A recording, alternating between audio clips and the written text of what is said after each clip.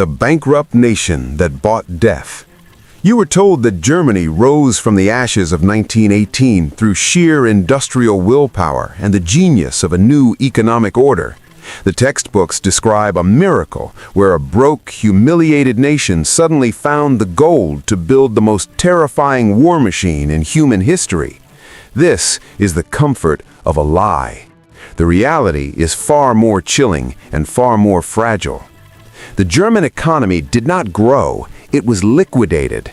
It was a massive state-sponsored Ponzi scheme fueled by stolen bread and invisible ink. Hitler didn't fund a military with money he had. He funded it with a debt that could only be paid in blood and the systematic erasure of human life. This is the first glitch in the system.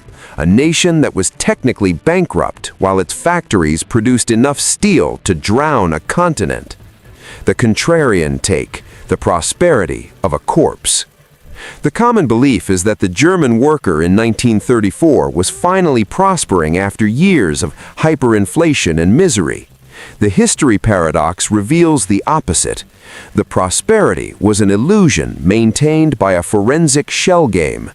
While the shops seemed full and the streets seemed clean, the nation was effectively a hollowed-out husk. Every mark spent on a new tank was stolen from the future of a German child, and every factory chimney that smoked was burning the very foundation of the state's survival. They were not building a Reich, they were burning the house down to keep the lights on for one more night. The value loop, the MIFO shell game. To understand the ground-level suffering, we must look at the MIFO bill, the ghost currency of the Third Reich. Imagine a father coming home to a dinner that feels slightly smaller every week, despite his long hours at the steel mill. He's paid in marks, but those marks are backed by nothing but a promise of future conquest. In the high offices of Berlin, Schalmar Schacht was creating billions of marks out of thin air through a dummy company. This wasn't just printing money, it was a systemic liquidation of reality itself. By 1935, the German state was a ghost ship. The application of this fraud was felt at every kitchen table. The quality of clothing dropped, the ersatz or substitute foods became the norm, and the feeling of a rising nation was actually the feeling of a tightening noose. We frame this today not just as a history lesson, but as a warning of how a system can appear robust while it is actively consuming its own citizens to stay upright. Continuing within Chapter 1, The Ghost in the Ledger, we move from the high-level financial fraud into the physical reality of the German people. This is the transition from paper manipulation to the biological liquidation of the human being as a resource. The cannibalization of the citizen. The common belief held by many casual observers of history is that the German labor force was a willing, unified engine of progress, revitalized by a sense of national pride. The history paradox, however, presents a more forensic truth. The German worker was the first victim of the systemic liquidation. By 1936, the state had effectively abolished the concept of the individual as a living soul and replaced it with the concept of the individual as a calorie-burning unit of production. To fund a military while the national coffers were empty, the regime had to steal from the very bodies of its people. They didn't just freeze wages, they reached into the private lives of every family and extracted the value of their rest, their health, and their autonomy. The economic miracle was built on the backs of men and women who were being slowly consumed by the very machine they were told would save them. The ground-level application of this systemic theft was the total erosion of the standard of living. Imagine a factory worker in the Ruhr Valley. In 1928, he might have had a voice through a union and the ability to choose his employer. By 1935, his union was a memory, replaced by the German Labor Front, an organization designed not to protect him, but to optimize his output for the state's military goals. His workbook became a leash. He could not leave his job, he could not ask for a raise, and his hours were dictated by the insatiable hunger of the rearmament program. The food on his table was ersatz, jam made from coal tar, flour cut with sawdust, and coffee brewed from roasted acorns. This was the biological price of the Panzer. For every tank that rolled off the assembly line, thousands of German citizens saw their physical vitality liquidated. The state was not investing in its people, it was harvesting them. The forensic audit of the strength through joy illusion. To keep the populace from realizing they were being liquidated, the regime created the ultimate psychological distraction, the Kraft through Freude, or Strength through Joy program. The common belief is that this was a generous social welfare program that provided the working class with affordable cruises, theaters, and the promise of a people's car, the Volkswagen. The forensic reality is far more sinister. These programs were a sophisticated mechanism for capturing the final remnants of disposable income and redirecting it back into the military-industrial complex. The Volkswagen project in particular was one of the greatest financial heists in history. Millions of workers paid into a savings scheme, 5 marks a week, dreaming of a car that would never be built for them. The money collected from these hopeful families did not go into a car factory. It was funneled directly into the production of the Kübelwagen and the Tiger tank.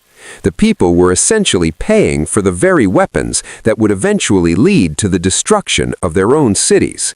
This is the wave of comprehension we must ride, the realization that the entire social fabric of the Nazi Reich was a facade designed to hide a massive, rolling bankruptcy. When the state could no longer steal from its own people through soft liquidation like saving schemes and ersatz food, it had no choice but to look outward. The economy had become a predator that required constant fresh territory to consume. The invasion of neighboring nations wasn't just a pursuit of Lebensraum or ideological purity, it was a desperate forensic necessity to prevent the total collapse of the domestic shell game. The global blind spot, funding the inevitable. The common belief suggests that the Nazi regime was a pariah state, isolated from the world's financial centers and operating in a vacuum. We often imagine a hard border between the good democracies and the evil autocracy. The history paradox shatters this by revealing that the German ghost ship was kept afloat by the very global systems it claimed to despise.